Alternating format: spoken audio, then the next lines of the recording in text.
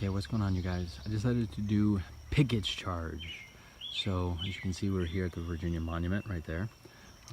Lee and as you see, some soldiers on the bottom. So we're going to turn around. We're now facing Cemetery Ridge. You can see it in the background there. Right there is the copse of trees. So we're going to start. This is going to take a little bit. So I had to walk from there to here. So I decided to post and make this video because if you guys like it, I'll do more of these. You know, I'll do a little round top, Culp's Hill. That's gonna be fun because there are no real pathways, really good pathways in Culp's Hill. So as you can see, our first obstacle, and I am going to flank this thing here and go around the side here. All right, so quick, easy. So if you like the Gettysburg series, I'll also do things on like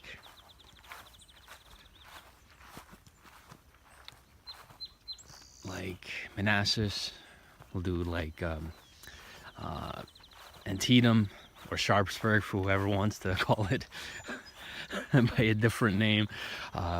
Spotsylvania, you know, Gaines Mill and Malvern Hill. I would do in an instant. I'm very close to those two battlefields. But you know, I think a lot of people are more interested in like 1863, 1864, you know, Chancellorsville kind of thing. And the cool thing about it, if you go to like Fredericksburg or something like that, Fredericksburg, Chancellorsville, and Spotsylvania are literally within like 10-minute driving distance from one another. So that's pretty cool. Got a little critter there. Now, while this charge is going on, figuring around 12 to 15,000 men from this side to this side are marching. All right, no, marching toward that copse of trees right there. Right, we're heading there. Now, around this time, the Confederacy is taking artillery fire, long range, single shot, concussion. Quote General Longstreet. Every gun they have. So the one thing that I was actually at a bar a couple hours ago, and I was bullshitting with this guy, and we were talking about like the battle. He was saying there's depressions along this route, and he's right, because we just hit one over there, and then there's another one over here, as you can see. Another obstacle. I gotta be careful. I was doing some Periscope videos, live videos, and kind of messed up my foot. So the camera's kind of a little wonky. It's because my foot is not in the best of shape. But as the Marines say, pain is weakness leaving the body. So I'm actually going down a path, as you can see. It's been laid out. Now, I've done this before, and you can do this with the Park Service. Every July 3rd, they'll form up the groups, and they'll put them right where the trees are, and you'll march along the wheat straight forward. Let me tell you something. People did that. Brought shorts with them. Good luck. Because, yeah, that's fun.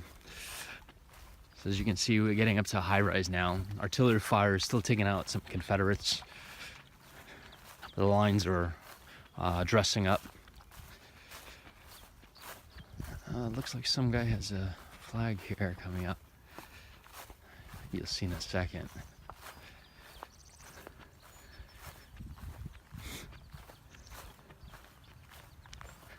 So a lot of the reports have said that the initial charge was between 10 to 15,000. Some say 15, some say 12. You know, unless you get a time machine, go back in time and visually count them all, you ain't gonna get it. So we'll just say 2,500, 12,500. Be on the safe side there. Split right down the middle.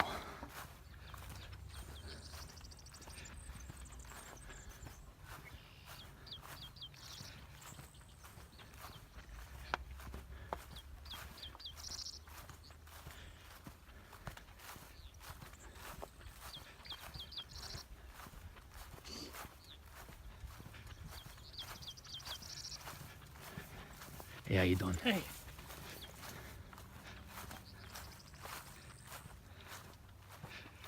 So, be sure to bring some water with you when you do this march. Obviously, I didn't bring a lot. So, a couple back things here that I can tell you. 3 divisions attacked Cemetery Ridge. It was the 3rd day of the battle, for those that are not familiar. At this point, the Confederacy was within arm's reach of winning the war. Day 1, it was a victory for them. They pushed the Union Army to those heights that we're actually heading over to. Did pretty good. Did good on day 1. Day 2 was back and forth. They attained some ground, but just they were within a hair of winning for that day. Chamberlain, the 20th Maine, made a decisive factor there. The troops on Culp's Hill and of course Cemetery Ridge, units like the Minnesotans did some incredible feats. Now Lee threw everything he had. His last gamble. Took one fresh division, Pickett, it was straight out of a march, and had 3 brigades there. Attached 2 other divisions from units that were previously fighting the last few days that are tired, exhausted, seeing like the brutality of war. They just needed a break. You know, you fight these day-long battles, you lose half, maybe 3/4 of your men, so you lose a lot.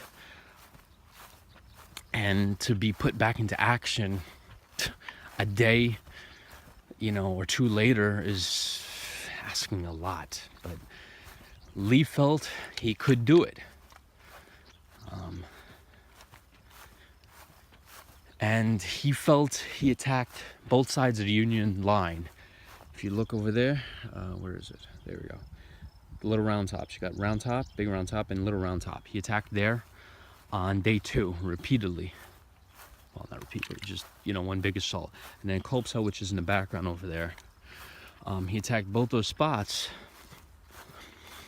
and he attacked which they call the flanks. It was the Culp's Hill, which is over there, was the right side of the Union Army, the right arm, and then the left arm of the Union Army, and those 2 hills over there. So he figured, they got to be weak in the center. If I hit them on the sides, they're expecting another attack on the sides. And a lot of, reading all these books, there's so many different ones that say different things. Some say there were about 2,000-3,000 men along where we're heading to. Some say as high as 5,000. Some 7,500. I mean, but let's be on the safe side. Let's say it's 3,000 to 5,000. 15,000 versus 5,000, those are pretty good odds, right? And the Confederates opened up with over 100 cannons from behind us to support this attack. One of the largest artillery barrages on the western hemisphere of this planet. And then the Union responded with, again, around 100, 150 guns. So you literally have between, I think it was around 230 to 275 guns, depending on the sources, firing off at one another, And it created such noise that there are reports that as far as Pittsburgh, which is hours away from here by car, heard the actual barrage. Some have heard it as far as Baltimore and Philadelphia. And you got to go based on, some reports say this, some reports say that. But the 2 reports that I saw, Pittsburgh and Philadelphia heard the cannonade, because it was that powerful. Unfortunately, it was that powerful, but it didn't do too much damage. Unfortunately, the cannons overshot the Union lines. So every single cannon pretty much was going over the people they were supposed to take out. And, when you're trying to make an attack, you gotta be, especially an attack like that, you gotta be precise,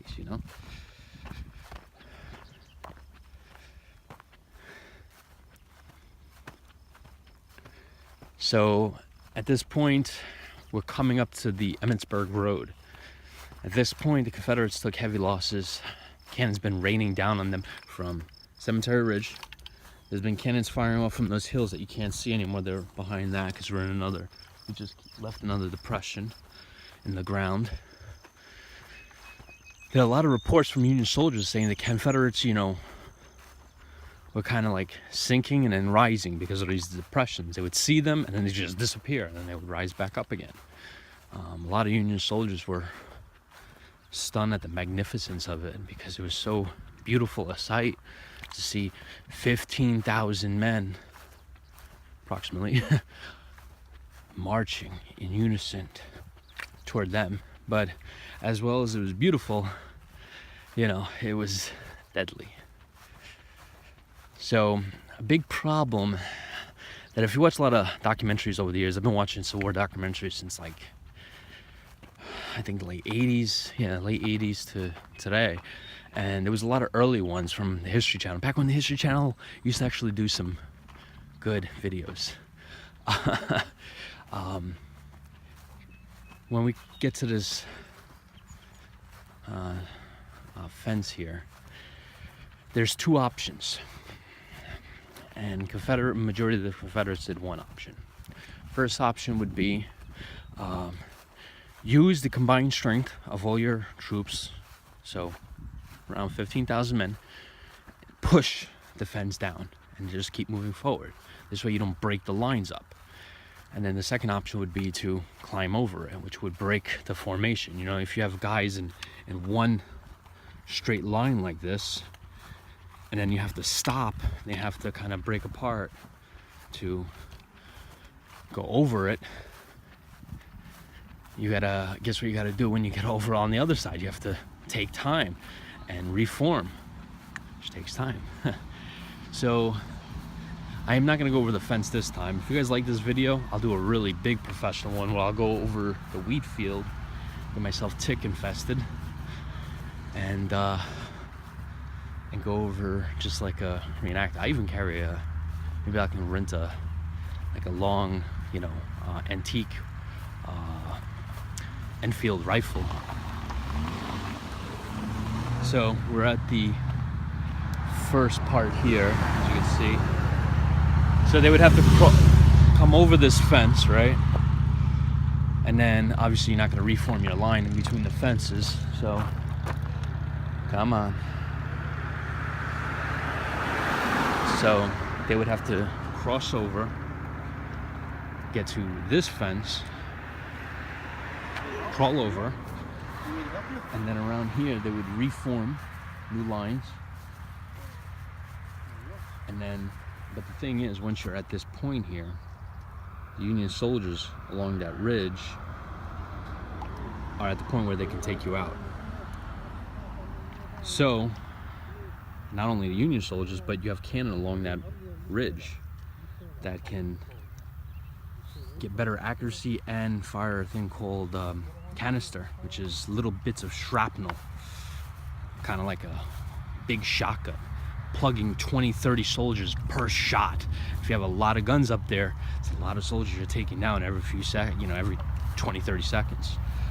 So around here is where the line kept falling apart, because they, you know, as soon as they were trying to form up, the Union were taking them out. So they weren't able to, you know, they were fighting back and forming up, and it was falling apart until General Armistead, which was the reserve part of Pickett's brigade, who was behind the first two that were going in, got over the fence, put his sword through his hat, raised it up and said, "With me, who will come with me?" And went forward. And he rallied all the units that broke in front of him, and they started charging, running to that fence. I'm not gonna run because my foot is, but next time I'll run. How about that? If you guys like it, please subscribe to the channel, and then I'll do something very professional, more accurate, and then give you a description of how I feel after it. So at this point, soldiers are getting here. You have the core of trees right there, which was their primary target, kind of where all the units were supposed to rally. Because you got to understand, this line went from there all the way to there. It was a long line. Those trees were kind of like the rally point. Everybody go here. So everybody's charging. Lines are all disorganized. People are getting shot. Your buddy just fell down. Everybody's falling apart, but you're close to the wall. Around this time, the Union soldiers that are along this wall right here, they would pull back to reform a new line, and you would have Confederates. Out of about 15,000, you only had a few hundred actually go over this wall here. And then Armistead, leading them, charged across this field, actually broke the Union line. The Union were pulling back, reforming right where those people are in those cars. And for a couple of minutes they fought back and forth, but I'm gonna leave you off right here, right where General Armistead broke the line, fell.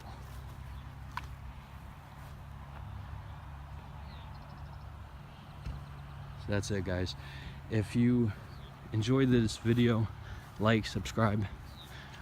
Let me know if you want me to do a more professional one with, you know, maybe carrying a antique, maybe even get some wool uniforms and go over the actual, not the pats, but actual go over the wheat, which you could technically do. Park Service doesn't have a problem with that, at least I don't think they do, because we did it before. But I get myself all fully tick infested. So that's it, guys. I hope you enjoyed the video. See you then.